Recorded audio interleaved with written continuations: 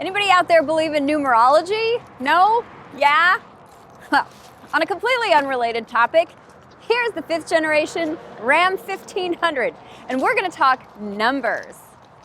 That was kind of a weird segue, but look at it.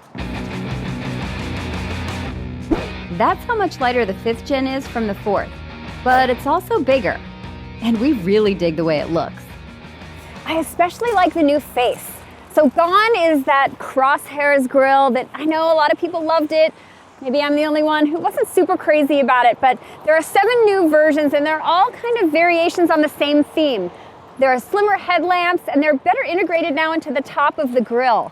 I don't know, they make it look more elegant. Can I say that about a truck? I just did. 15, 18, 20, or 22-inch wheels are all on the available list as well. Numbers, numbers, numbers. There are 6 trims available, from the base Tradesman to the high-end Limited. 4x2 or 4x4 drive options come with either a quad cab and a 6-foot 4-inch bed, or a crew cab with either a 6-foot 4-inch or 5-foot 7-inch bed. Okay, so let's talk about the interior for a second. It's a lot bigger and I think much better laid out. There's a really nice balance between physical buttons and the touch screen. Everything you need is well within reach. The materials in here are really nice. Contrast stitching on the leather, nice soft touch points where you want them. But the really great thing is all of the storage. Here, oh look, FCA leaves us little Easter eggs and we love that. And here in the doors, but also when we head into the back, there's some great under-seat storage here, as well as bins here. You can take everything you own with you. It's awesome. The Tradesman is the base-level work truck, made of a new high-strength steel frame and floor box. It can tow 12,700 pounds with a 2,300-pound payload capacity. Keyless start comes standard, as well as a 5-inch touchscreen with Uconnect. It's a bit small and sadly not upgradable. Apple CarPlay and Android Auto become available as options on the Bighorn Lone Star trim and above. If serious off-roading is more your jam, the Rebel will be more your Ram, with all-terrain tires and a factory lift. A locking rear differential comes standard, and we know how handy those are when you're crawling over stuff. A blacked-out grille and wheels make it look as rugged as it is. This is the Laramie trim, but we've got the Sport Appearance package on it with chromed out 20-inch wheels and the body-colored grille. Now, base on this starts at about $42,600, but you start adding those packages on there and you're heading into money bags territory.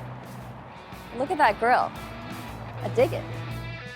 With that Sport Appearance package, the safety package that includes adaptive cruise control, lane departure warnings, and surround view cameras, as well as the Level 2 equipment package that adds swank features like heated second-row seats, rain-sensing wipers, which I love today, navigation, and a 19-speaker Harman Kardon stereo, we're looking at over $20,000 more.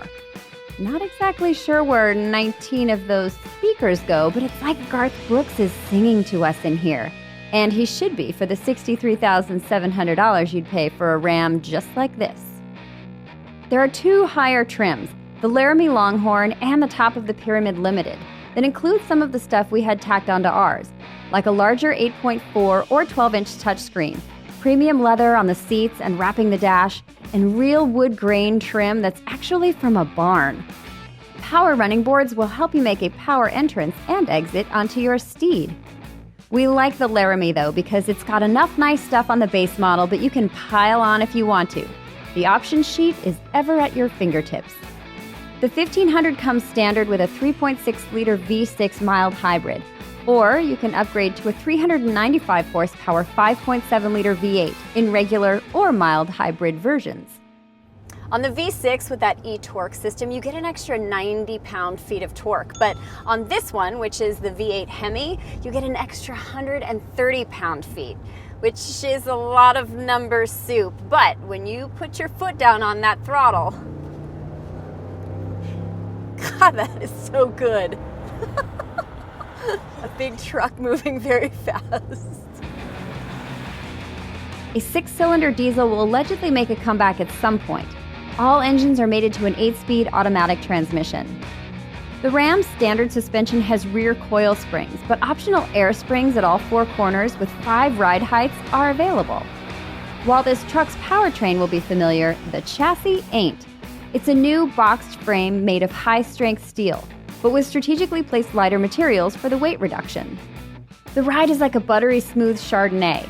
That's thanks in part to a lack of leaf springs and an active damper system that defers vibration from the V8 cylinder deactivation system, which engages when less power is needed for better fuel economy.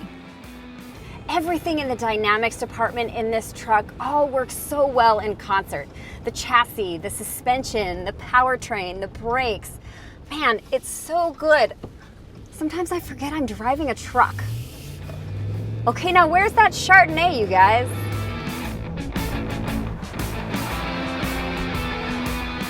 The 1500 has some stiff competition.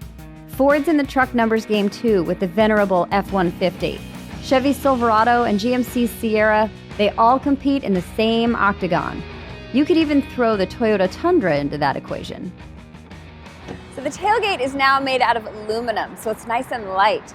Now, there are 4 tie-downs back here. Both the Silverado and the Sierra have 12. So Ram, if you want to add some, I'm sure nobody's going to mind. Now for those trucks that are equipped with that air suspension, it actually lowers the rear, so access into the box is much easier. For those that aren't though, there is a kick-down ladder that would be right here. It's not here, which we're kind of sad about because we like the idea of kicking something right now. Anyway, I'm still too short even with the air suspension. On the V8 e-Torque, EPA ratings are good.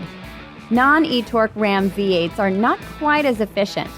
The EPA says the base model V6 e-Torque engine is actually quite good at the pump. For people interested in no accidents, the Ram 1500 is also available with tons of safety features.